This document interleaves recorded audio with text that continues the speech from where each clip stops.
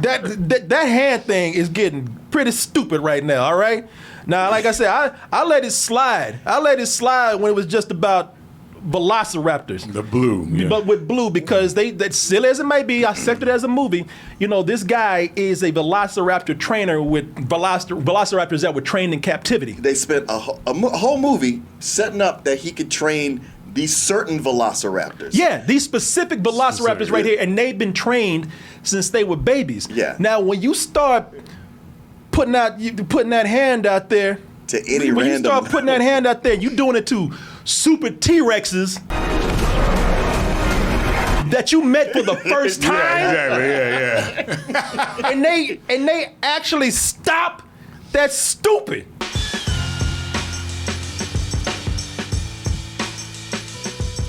The main question that comes up with this movie that we're about to talk about, and this is a question they've been asking for about 3 movies now.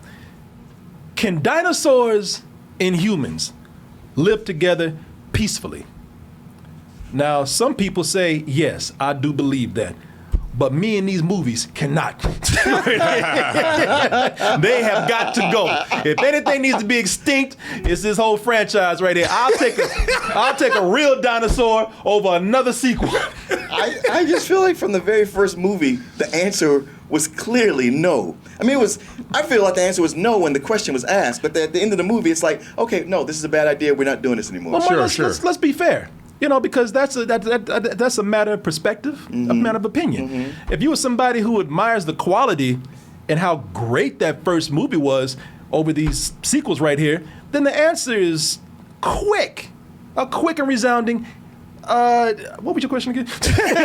Can humans and dinosaurs live together? Oh, I thought you were talking about should we keep making these movies? Oh, no. The first movie's quality. It's fine. Oh, it is. So he was saying, but the first movie, it's clear that this shit ain't gonna work with humans and dinosaurs living together. Oh, yes. Yeah. I mean, really, before the movie kicks off, they're like, can humans and dinosaurs live together? Well, we're gonna show you. Don't show me nothing. Well, I already know there you go. Some people quickly say, hell no, humans and dinosaurs can't live together. But if you have somebody else, they say, as long as they keep making money, you got that right. Yeah. The answer is very much a yes. Whether you like them or not, these movies make a lot of money, and that is why they keep making them. You know, it's never been, even with that first one, you know, that's kind of an anomaly in Hollywood. It was never about the money. It was about trying to make a groundbreaking, amazing film, the first Jurassic Park, which is what they did. Then after that, it was like quality. It's all about sequel. Yeah. It's all about dinosaurs and action, and that is what they did. And some people are fine with that. And then some people are just like, you know, I give up. I give up. I'm not even asking for them to even get near the quality of the first movie, but they ain't even tried. No, they go in the opposite direction. I've always wanted to see the when we finally got to the point where dinosaurs are here, they're living side by side with humans, and that's just the way it is.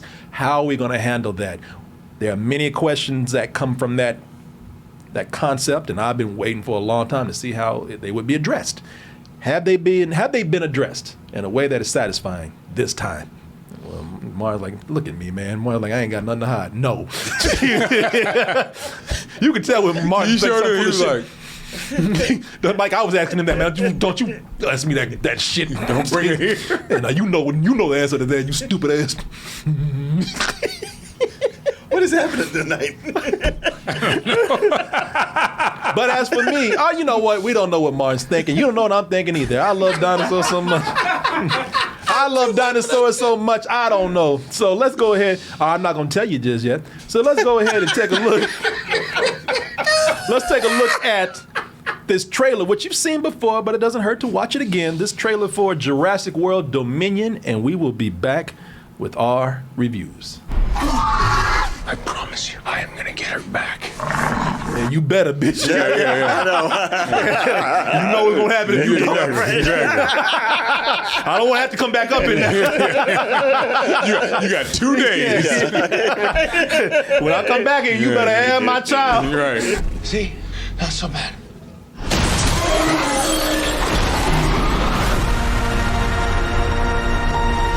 I am not here to complain about this movie. At all. Not at all. Hey, look, after all these years, no matter how much you feel about these movies, I got nothing to really say. I mean, we're gonna do this, but I'm not telling anybody not to go see this. I ought to go see it. You know, I kind of feel like Jeff Goldblum, man. You know, I keep warning people about these damn dinosaurs, but no one is listening at all. Oh man! And like Jeff Goldblum, I keep coming back, no matter how much I complain. So we're all in this together. I'm not above this. I just want you to know that, man. Listen, I'll even go as far as to say it's a great summer movie if you just want something to look at, which a lot of people do. They just want escapism. They just want to watch something. More than half these people nowadays, there's so much going on in the world, they don't give a shit about stories no more. Well, these movies have reached that Fast and the Furious point. Yeah. Where, we started with a solid movie that was based on reality, Yeah. and now we've come so far from that if you're still watching them, you're either in it or you're not. Mm-hmm. You know, let's just be honest with each other. You know, Yeah. Let's just talk. Can we just for this? Now that I'm giving y'all this, they're fun movies to just watch. Go have a good time. You know, eat some popcorn and and just go with the flow. So while I'm giving you that, can you give me this right here? Let's just talk honestly about the details in this. Just for a moment, and then we can go back to enjoying these movies without using our brains and all that bullshit. And life will find a way. It always does. It always does. Life being these movies. No matter how much of a bad idea it is, life will find a way. Yes, these movies are money-making attractions now. So they're theme park rides. They're theme parks. Yeah, they're money-making attractions. They got some good ideas, but no real development put behind those ideas. You know, it's like the park itself. You know, it started with a great idea, then the shit just went to chaos. Yeah. And we have not. It went to chaos, and nobody tried to stop it. And nobody tried to stop it, and you can't stop it if you do. Right. Hey, look. Unless you want to look like, this stupid. If you want to look like that stupid right there, get your ass ate up trying to do something or get away, He's trying to do nothing. He's trying to get away, and he failed. There's dinosaurs in the world. Yes. And he's riding a scooter. Like it ain't nothing. He's riding a scooter. Like ain't nothing going on around him. Like a car should have made him move more than he did. Right. Yeah. I mean, they don't know what to do with these movies anymore. They don't. As far as story goes, they're like the dinosaurs in the movie, man. They're loose and they're out of control, and no story can contain them. They don't know what to do with these things anymore, man. And I'm saying, so the movies say they don't even try. No. And I'm gonna tell you why that this is the case now. Now you don't see it in this trailer here, and I don't think that they're keeping this a secret. They didn't tell us that we couldn't say this, but I'm just gonna tell you, man. This is supposed you're going to see this movie thinking that this is going to be all about the dinosaurs. No, man, it is not. They bring in do you think the dinosaurs are the big threats? No, they're actually locusts, big ass grasshoppers. Yeah, that's right. These locusts that are the size of dogs. Yeah, and you're already like, well, man, the dinosaurs are kind of running the world. That's a big threat. Yeah. I don't worry about that. No. Worry about these bugs over Let's here. worry about these big ass grasshoppers eating wheat. Wait. Yeah. So that's the threat of the movie is these giant ass dildo shaped grasshoppers out here, huge, and they out there they threaten to eat all of the world's grain. And this is so ridiculous, it's stupid. The only grain that they're not eating is the grain that's manufactured, the wheat that's manufactured by the evil corporation. Was it InGen or something like that? Biosyn. Biosyn. They're the big company. They say, you know what? They won't eat the GMOs. Yeah, we'll put these giant locusts out there, and but they'll eat everything except our manufactured grain, and that way everybody have to buy our grain, except ain't nobody gonna be left because people would be dead and the world would be in chaos and civilization would be collapsed. It's such a dumb conspiracy theorist theory that's driving this movie. And I will tell you why that makes no sense in a little while. And even though now they put this in here, even though they have this way more interesting premise of dinosaurs integrating in our world.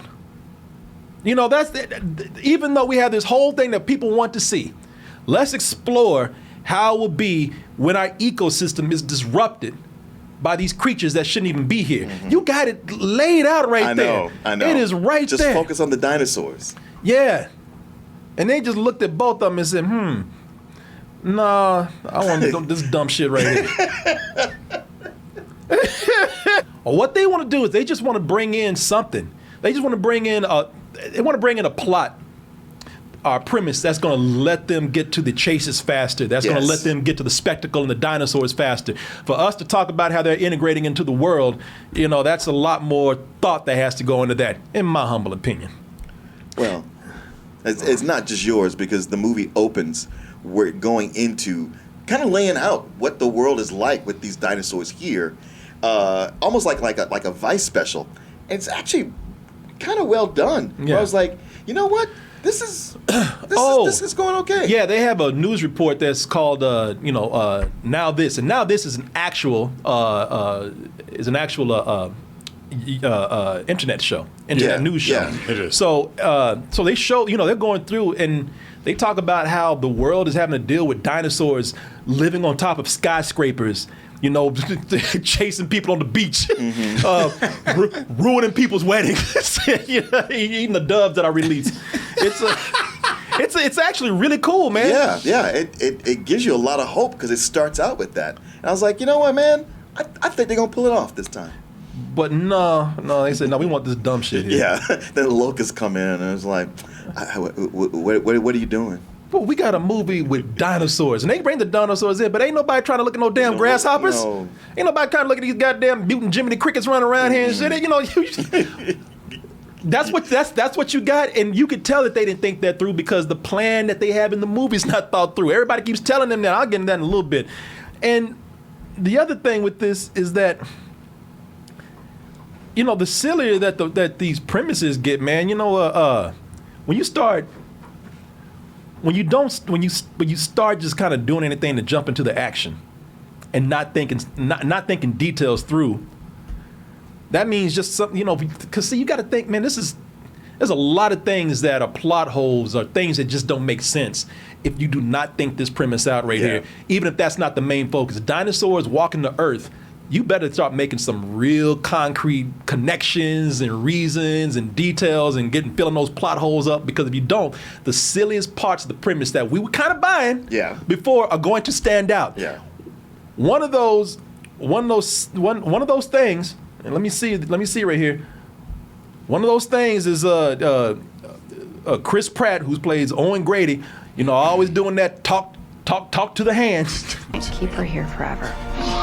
Okay, so that hand thing is getting pretty stupid right now, all right? Now, like I said, I let it slide. I let it slide when it was just about velociraptors. The blue. Yeah. But with blue, because that silly as it may be, I accept it as a movie. This guy is a velociraptor trainer with velociraptors that were trained in captivity. They spent a whole movie setting up that he could train these certain velociraptors. Yeah, these specific velociraptors right here, and they've been trained since they were babies. Yeah. Now, when you start putting that hand out there, to any when random, you start putting that hand out there, you doing it to super T-Rexes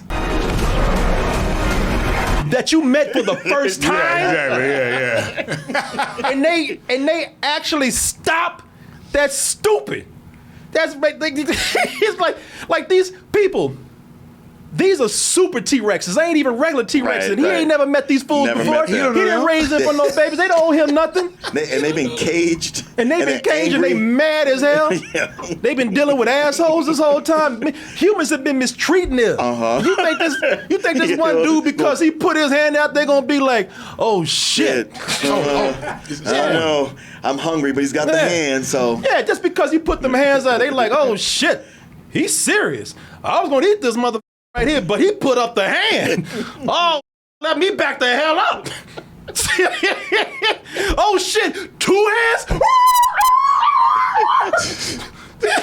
Well, they want to have it both ways because they want to make it seem like, oh, these beasts are intelligent, but at the same time, but they're dumb. But they're dumb. And like I said, these are super T-Rexes.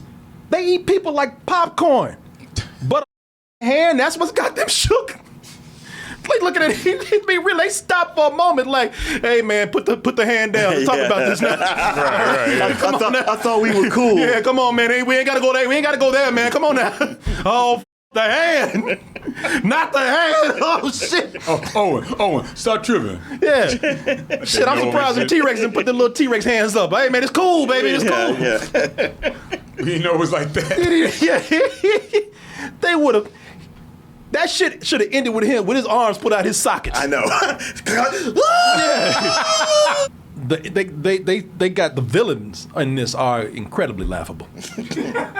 Shit, he laughing right now. Like, they are bringing them up. They're cartoon villains. They start the movie off introducing a villain who's sneering so much he's a cartoon. You might as well looked at the camera and be like, "Hey, I got a face tattoo." That's how I actually looked at. Because they put the camera on. He like, they made sure you saw that tattoo on his cheek. Oh, you know he a badass. Post Malone and got face tattoos. Ain't nobody. This ain't nothing, man. It's too long, and it could have been cut short if you had cut some of these villains and side characters out. Because we don't need them. There's so many side characters in here that we don't need in this movie, man. They could have been cool. You know, they had this. I didn't have any clips of her. There's no pictures of her. You'll see when you get to the movie. But they got this one Asian antagonist that they brought in. They introduced her like she was going to be the main villain in the movie. Sure. Well, she's dressed like a villain with hip boots and tight clothes. She's dressed like a Bond villain. Yeah, like a Bond villain. Or some shit out the Matrix. Yeah. And she's talking all cool. Talking cool. And when shit is going down, she's getting away. She can't be bothered to run. No. She just walks. Oh, she get the strides. fuck out of here. I hate And she shit can't like ruin that. that Egyptian cotton and them new Versace she got on over there. And, you know, she's one of those people that delivers her line so badly because she's doing it too villainously. I can take her that job for the right price. You know, like, meanwhile, she up. That's another thing. But nah, I ain't trying to ruin too much for you. But they don't follow through on her storyline.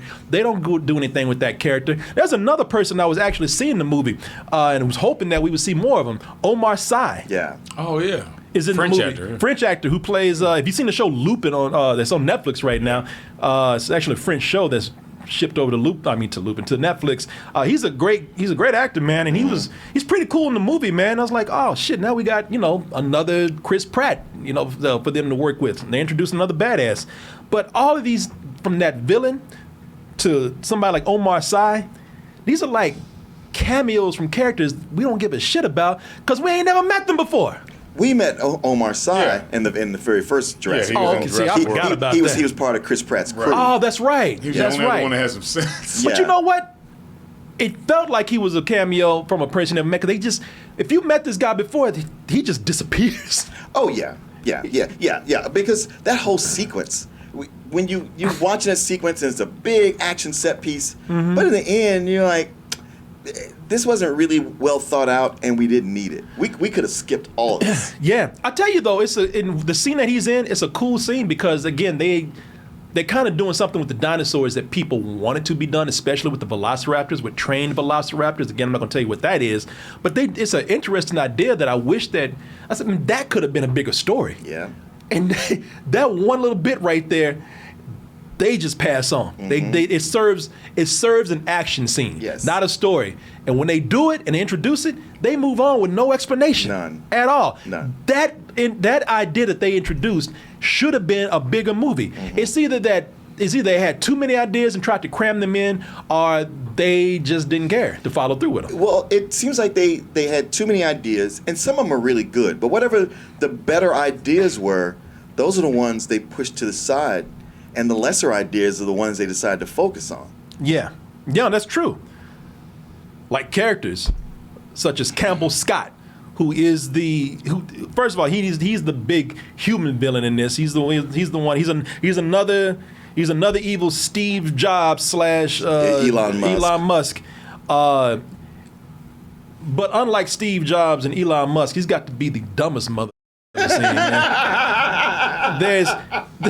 There's nothing about his plan with these locusts that will work, and I tell you why, because you're thinking like, okay, that sounds like a nice villainous, super villain plan right there, having locusts eat all the food in the world, Except they yours. won't eat his.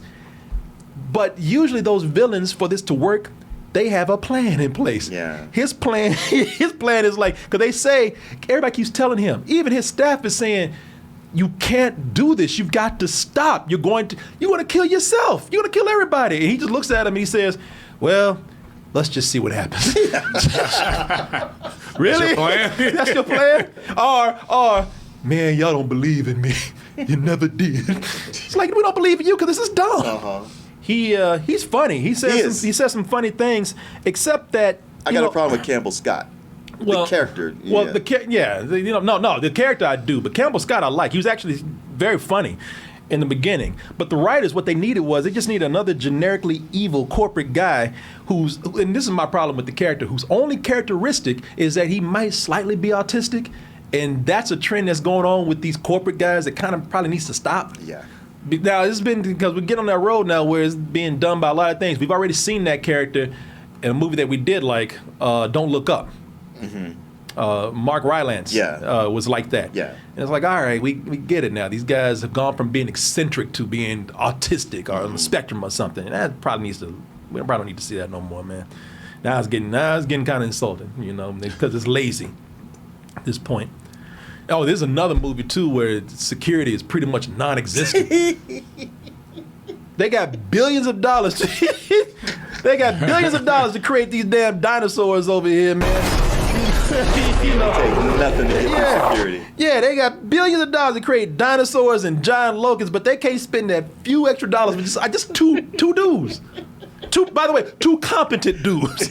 Yeah, put that part on there. Yeah, because people just, they just get access easily to such all these places, man. Ain't nobody looking around like, hey, what are you doing here?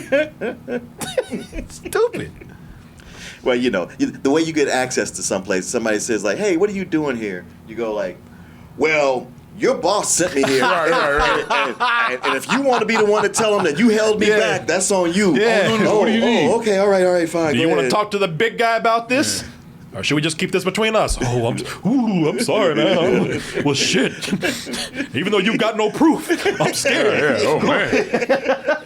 I'm on strike too. I can't really. Let's just do this. Yeah. I'm already on job probation. I get rid of one more time. I was late this morning. Man, if I get one more strike.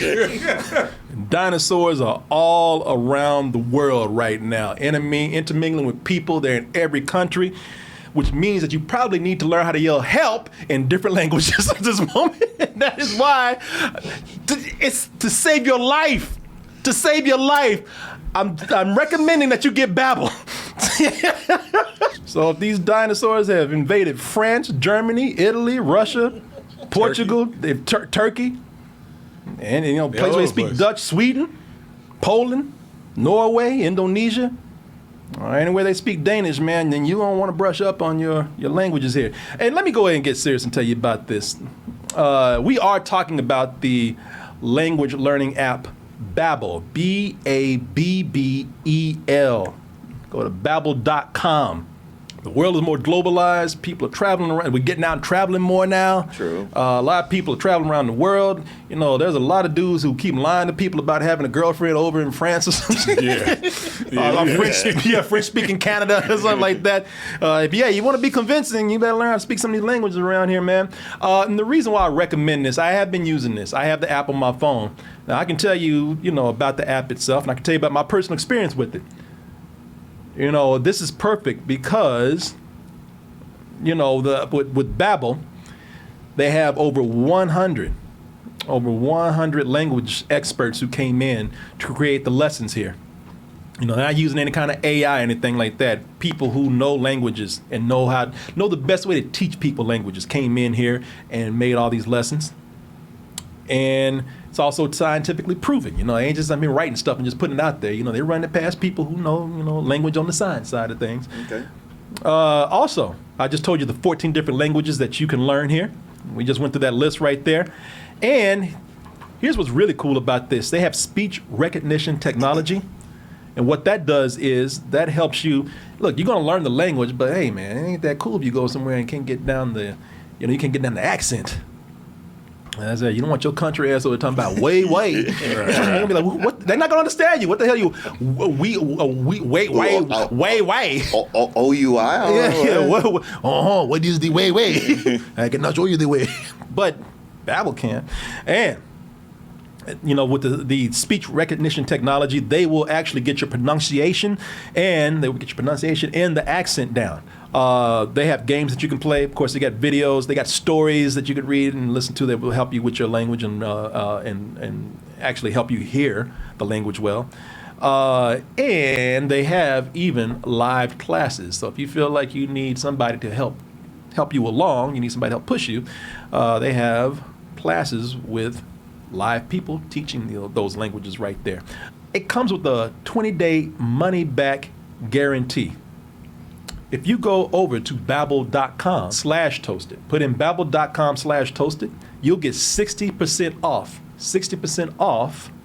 your subscription to Babbel. Hey, once again, I want to thank babbel.com for sponsoring this portion of the show, and I want to thank all of you out there for your support. Oh, let me see here. Let me see what we got here. Oh, let's talk about the dinosaurs. If you just want to see dinosaurs, cool. There's still plenty of that. Lots of them. Yeah, there is. Lots and lots of dinosaurs. There's a lot of dinosaur for your dinosaur buck over here. And I like the dinosaur stuff. If that's what you want to see, now we'll come in. 'Cause I'm not gonna just completely shit on the movie. You are there to see dinosaurs, and there are a lot of dinosaurs. They're presenting or introducing more varieties of dinosaurs, and I did enjoy that. I enjoyed that Velociraptor chase through the streets of Malta. But they got some of the stuff that we see in every one of these Jurassic Park movies, such as. Last minute snaps at feet. Well, man, the thing is with Velociraptors, and we saw this in the first one, but it worked because it was like, all right, we can see this is a very slick floor. Yeah. But it's always with Velociraptors, oh, they're so smart, they're great hunters, but they just have no traction. And you always get away because those back legs are so when you turn a corner. Got them big ass toenails. Yeah, it's like if a couple times it's like, all right, you just made it. It's like, okay, this is every time. All you gotta do is just turn a corner and they can't catch you. Yeah. Yeah, but I can't tell you. You could play a drinking game with all the feet snaps that they have here, where they just barely miss a foot, hard ass. And them dinosaurs always left behind talking about, God damn it, one day I'm going to get that foot. I know, I was like, you guys aren't really trying. Nah. One day I'm going to get that ass cheek. Ooh, one day. You'll see. And when you get down to it, man, that's, if you look at this as a story, that's a huge problem. If you want to look at this just as a dinosaur highlight reel, then there's enough scary dinosaur action for all the people that want the suspense. There's enough baby dinosaurs and cute dinosaur moments to keep the kids interested and keep them wanting to buy, all the dinosaur stuffed animals and action figures and all that. And there's a lot of moments where, the little girls and the women in the audience were like, oh, look at the baby dinosaur. Oh, they got a lot of cute dinosaur moments, so they've covered it. I have to say, looking at it as a business decision here, they constructed that well. They knew what they were doing. But I would say that, like I told you, man, meanwhile, it's just neglecting all of the promising ideas that is set up right in front of you. They got things like, we see it in this, trailer right here. This whole thing with dinosaurs on the black market. Dinosaurs just living alongside humans, man, are introducing early, like they did early in the movie, dinosaur sympathizers who, versus the dinosaur haters, man. Mm-hmm. Those who believe they need to exist and have a sanctuary somewhere, and those people are like, no, kill all of them, somehow, some way. But it never explores those ideas. Never. It just says, what it does, it says, they present them and says, don't that look cool? Man, that looks awesome, right? Yeah. Oh, can we see that? Oh, no, we're gonna take you over here. Yeah, dinosaur dog fighting. Oh, don't that look cool? You don't even see the fight. You just kind of scroll. Yeah, you're right. Yeah, you scroll right past it, man. And then they, like we told you earlier, they put the idea in a news story, like a quick recap. Then you just move on. Honestly, I enjoyed. And when we want to talk about exploring those cool ideas, I thought they did a much better job putting the Jurassic Park or Jurassic World shorts out. that they've been putting out in the last few years. Oh, I hadn't seen those. Yeah, they put about 2 or 3 of them out there, I believe, maybe more. But they did things like showing people at camping where some kind of T-Rex attacks, or people at the drive-in where the OG T-Rex that we recognize where they show up.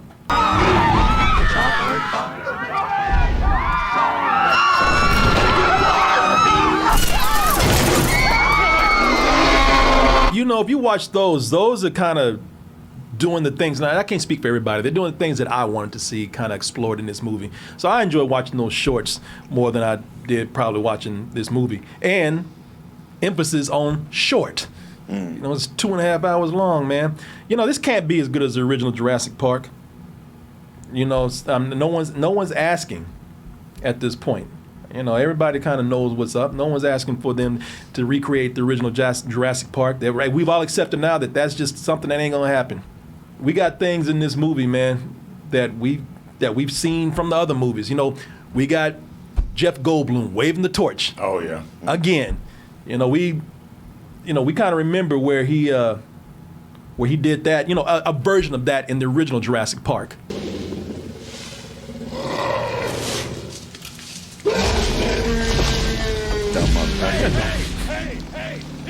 You stupid! What are you doing? Sam Neill, like, I had this. I had it. You never get that while he we were does good. You dumb son of a bitch. Although I will admit he was a little smart about it this time. Yeah. And I tell you that there's things that we see now that T-Rex eyeball, man. That T-Rex eyeball might as well just become a character on his own now. That eyeball's always looking through the car window. Always looking through some piece of glass. They're always spinning a car around with people in them. Yeah, they're constantly doing that too. Yep. The eyeball is definitely in there because it was in Lost. It was the first one, Lost World. Yeah. Yep. They just always find some way for somebody to be in a car that flips over and a T-Rex walks by and spins it around. Hello. Yeah, and you got to look in there first. Mm-hmm. Shit. It never looked as good as the first one because the first one was a practical effect. Yep. Where they had the lens doing it. Yep. Sorry, go ahead. No, shit, they need to put in the credits. Eyeball, played by himself.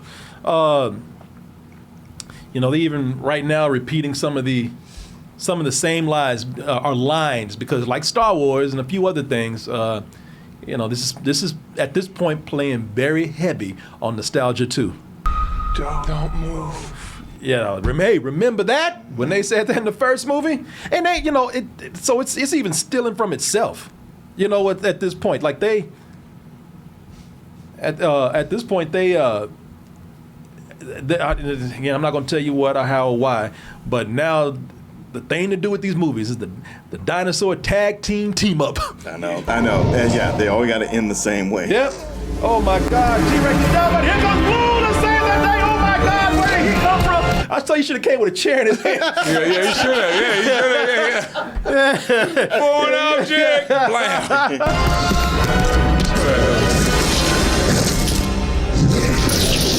That's the part where the T-Rex and the Raptor they saved the day from the Allosaurus or whatever it was, and at the end they high-fived each other, when they had a beer.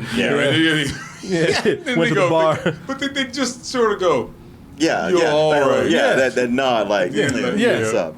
we ain't gonna be friends later on, but shit, we work together. They would that Velociraptor was this close to saying we family. Yeah, wearing a goddamn white beater. Everybody, when they did that little nod, everybody in the theater started laughing like a motherfucker. I was in. They were like, you gotta be kidding me. Shit, and if they gonna steal from themselves, they gonna steal from other movies. They actually there's a scene where there's a scene where a Velociraptor did Jason Bourne. There's a scene where a Velociraptor did that. Did his Jason Bourne jump, man? I was like, wow, y'all don't give a man. We're gonna be sitting in the car with Tyrese hollering and shit. Yeah. Well, and in this edition's team up, we get a new dinosaur with Freddy Krueger fingers.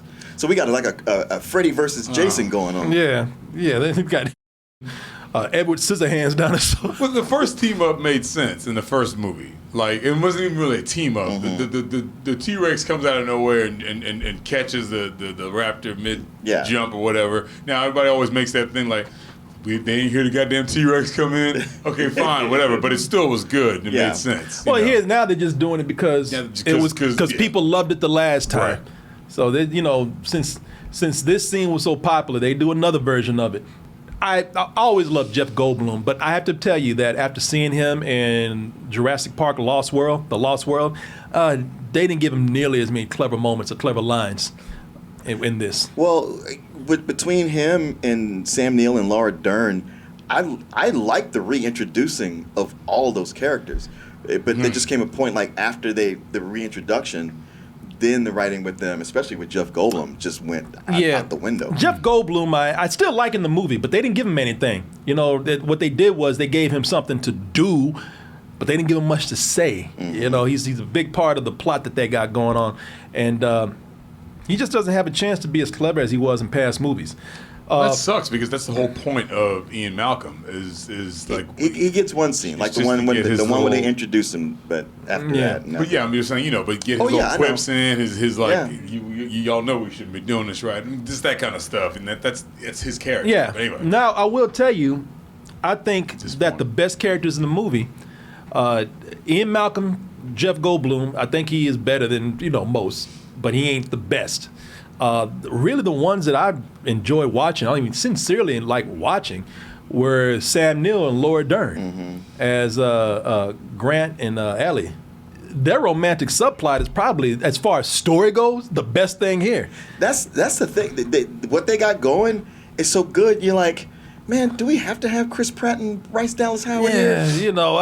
I love the way that they were brought in. They weren't brought in as an afterthought. They were introduced in a way that felt very nice.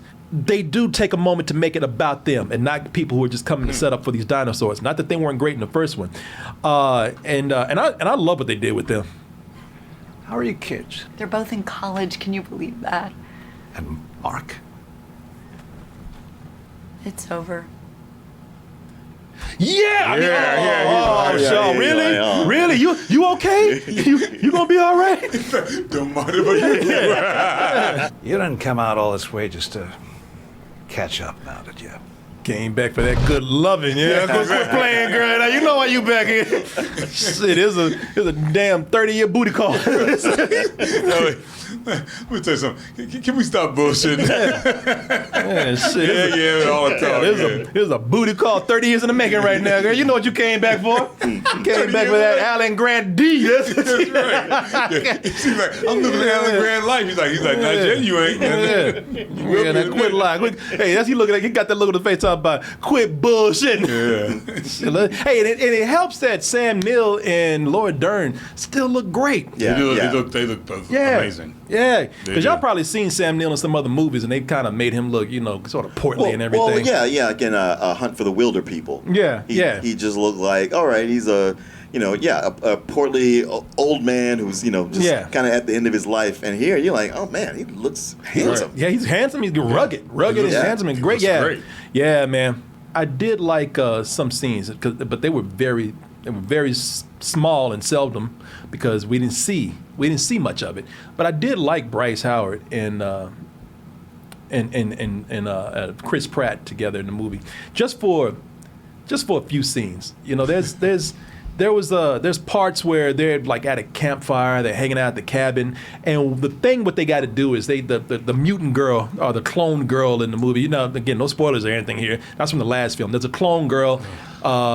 She's a teenager now. They're trying to raise her. Again, a great concept, and I love the way that they're trying to be a family, even though they can't. This girl that they're trying to protect from the world, when she turns a teenager, which she is now, she's going to want to get out. They're going to have these awkward talks with her, just beyond periods and boys and whatnot. And that's the thing I thought was really cool, that they never really followed through with the whole lot. But and I will say just small, tender moments with Bryce Howard and Bryce Dallas Howard and Chris Pratt. Those were extremely small, though. DeWanda Wise is her name. DeWanda Wise, and she she's she's kind of the black Indiana Jones that we wanted for a long time, and just so happens we get a black female Indiana Jones. I would love look if they do something. I'd watch a spinoff with this character. But yeah, man, I really liked her. Really did like her. She's a great actress too, man. Yeah, she's great to look at, but she's actually really good in here. Very, very charismatic, man. And she has a lot to do. She's one of the best characters that they've introduced. And overall, I mean, if you want to talk about nostalgia coming into effect, it was cool watching like the old crew working with the new crew. There were some moments where it was just cool seeing them together. You know, it was a fleeting moment, but there were some moments near the end where it's like, all right, you know what, these small spots right here are working for me. I'm not going to tell anyone not to see this. Do I think it's going to give the audiences that have made Jurassic Park a success, you know, billions of dollars later? Yeah, it will give them what they want. So, you know, this is unstoppable. I'm not going to be the one to tell people not to go. And you will have fun when you go. So if I was to give this anything, it's a very frustrating rental, but it's a rental because I do think that there are moments in here. Promising moments, great ideas, spots of great action, great characters that have their little moments, but it just never adds up as a whole. Another positive thing, besides DeWanda, what's her name? Wise. Wise being a good character. Yeah, they bring in 2 new black characters, and I like both of them.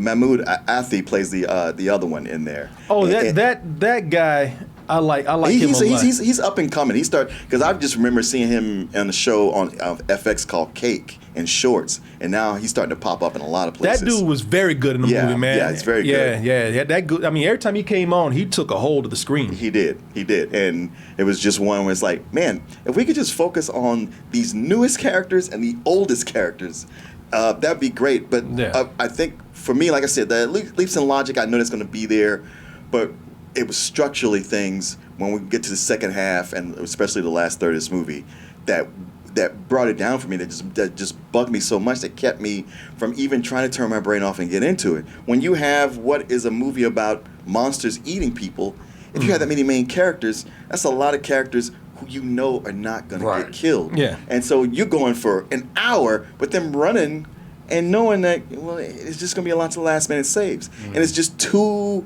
many last-minute saves. Most of them are illogical. There's lots of dinosaurs. So if that's your thing, go for it. But being this 2.5 hours, it's not just that it gets dumb, but it just stops being interesting. By the time you get to the end, they want to wrap it in a bow, and you're just looking at it going like, no, that's some bullshit right there. You almost want to yell it at the screen. Well, I mean, like you said, after Fast and Furious, I'm like, you know what these are going to do. Yeah, exactly. It's a movie, man. You know they're going to keep it going. Yeah, so yeah. Nobody's looking for realism. No. It's not about the realism. It's just about the bad storytelling. That's what bothered me more than anything. Even though I think it's the best of the world movies, I will say that of all of them, I think it does the best job, because with the first one I was like, all right, this is preposterous, and the second one's like, this isn't even good at all. No. So this one does have some good moments. It's the most solid of them, but it's a rental. It really is meant for those people who watch all these movies and just watch them for dinosaurs, Yes. man. And it delivers on that part. Yeah. I'm at this point now where, like, of course, I would love every summer movie to be like Maverick. Sure. You know, just be kind of smart and, you know, stories written well with good characters. But, I mean, come on, y'all. Yeah, you I know. That's the thing. It almost made me mad that Maverick was so good, because I was like, these movies are going to be bad, but you watch Maverick, and now you got hope for these other ones that you normally wouldn't have had. Yeah. And it's just going to get dashed on the rocks. But we know where we are now with this. I mean, at this point, they make so many of these, you can only say so much. Yeah. I give up. Shit. I'm waving that flag in front of a dinosaur. I give up. Of these terrible movies, it's the best one. Yeah.